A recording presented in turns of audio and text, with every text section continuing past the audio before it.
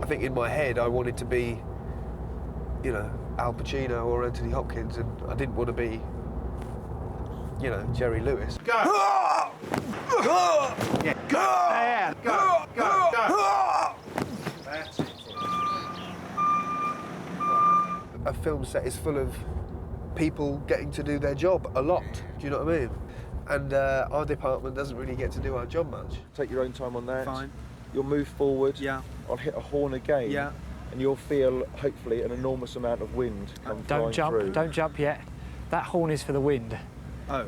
Then I shall fire a second horn. Really? Which is for you to do the leap Right in. on. Really? Okay. And I kind of, you know, I've been going to the gym and trying to keep fit, trying to eat properly, and because also, you know, on a film or, you know, on television, things with any money, and certainly this is a film that has a bit of money on it, they keep feeding you cakes. And what we're having to do, you see, is obviously we can't smash Arthur's house for real because it's actually somebody's home. So on the actual location, about 100 yards up the road, there's another patch of land that's almost identical to where the house is. So we're rebuilding that smashed-down version of the house so that we can, you know, get away with just bulldozing it. This is a special little periscope so that when you want to look at the shot, you just look through then, it's your exact framing. It was great what you did on the last one. I thought it was wonderful. If you could do it like so, when they say look up, just look up and just almost like you're dumbfounded by it on this take. Feel like maybe you need to have your eyes wider. Like, that's it. That. Hold that for 5 seconds and then run, and we're laughing. That'd be brilliant. Okay.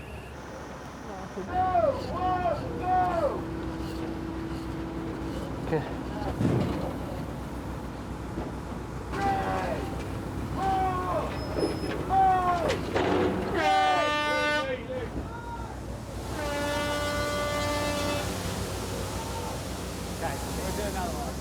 Look at these guys here, they're all raring to go. They want to make a good movie. They're part of the British film industry. The British film industry is what makes the world go round. And the family, it hinges on you, sir.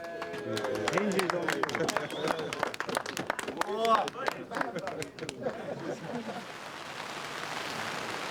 You want to do some of those Caribbean movies? I do, but I don't like the films. That's the problem. If I made like Nil by Mouth in St Lucia, Yeah. that'd be all right. Nil by now. Somewhere like that, that'd be great. Something with a bit of grit, but with sun.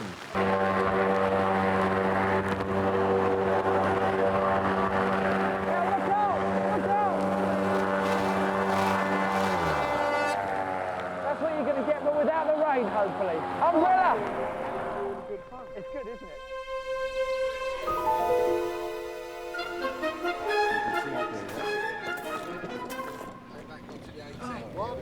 I don't know whether to go that back. 5, 10. Keep going. They've got quite a way to go before they're out. Who have you picked up then? I've got Warwick with me now.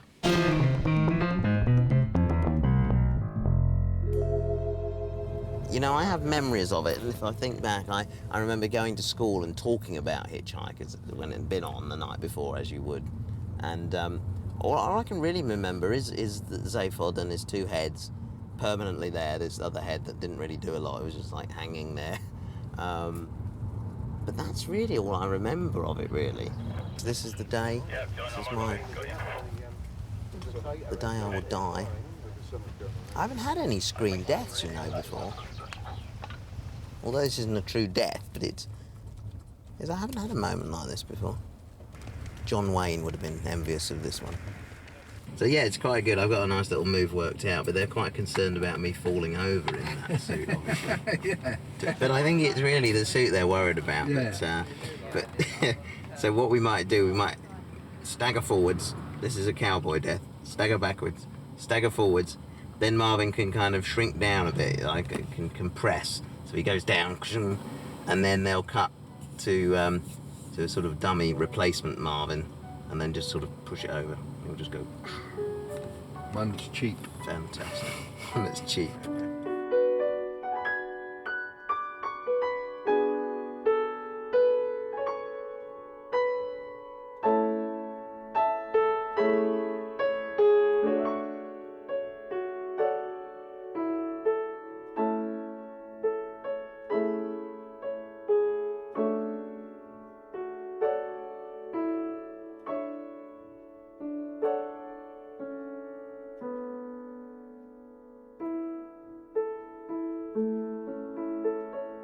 fantastic.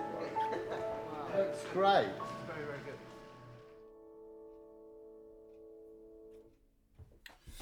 At some point, there's about 48 characters or something ridiculous, you know, in Wildwaddle. And I think the problem with any of this stuff is you have to put an amazing amount of effort in to like 2 seconds. Because even if it's only on screen for a flash, if it's not believable, that could be the one flash that ruins the film. Whoop, way! And a couple of jumps. Whoa! Yes! Way! Ha ha! Oops! Ha! And now start doing it drunk. Way! Home! Way! And you always flop! Boing! Boing! Way! Yeah! And then then she stops. That is it. That's gotta be. But the way it seemed to work best, mate, is that if you point the thing, will you stop it? I'm not very good to work with. Sorry. My inner feminine self. If you point the nozzle, I call the end of the thing a nozzle. Yeah. If you point it down towards the nose area, but from deep inside, right deep inside the creature. And she's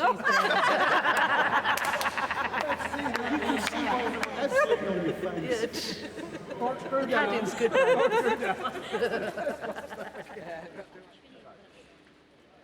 I definitely had a worse bit doing Wildwaddle. So I was very ill doing that and didn't enjoy the beginning of that very much at all and really wanted to. That was what was so annoying about it. It was something I'd really looked forward to and really worked on. And most of it was spent on the toilet. In fact, they moved the toilet closer to the stage so I didn't have to go so far every time. They're very considerate. Yeah, keep shouting at the aliens, Zaphod. We really want to die. I don't want to die. I want to drink. Look, there's something that I've really got to tell you, but I think it's going to be safer back on the ship. I think you're right. Okay. Well, Trillian. Okay, well, just don't blame me if you get eaten alive by one of these hideous creatures. Not you. Not you. Yeah. Not you. Yeah. One of the worst bits was overhearing a speakerphone conversation once.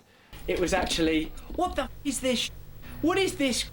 He's, you know, he can't see anything. It's not funny. The performances are for these creatures, you can't even see them, you know, and it was, I'm not putting swear words in where there weren't. It was actually more vitriolic than I can actually, you know, mimic. And it was all coming out of a speakerphone, so it was all like that. And it was enough to make me feel physically sick. I mean, it's all fine, it's all been worked out, but that can be quite, that's knackering. That's, yeah. What scene was that? Wildwaddle. Oh, right. Yeah, as I say, not a particular highlight of the job.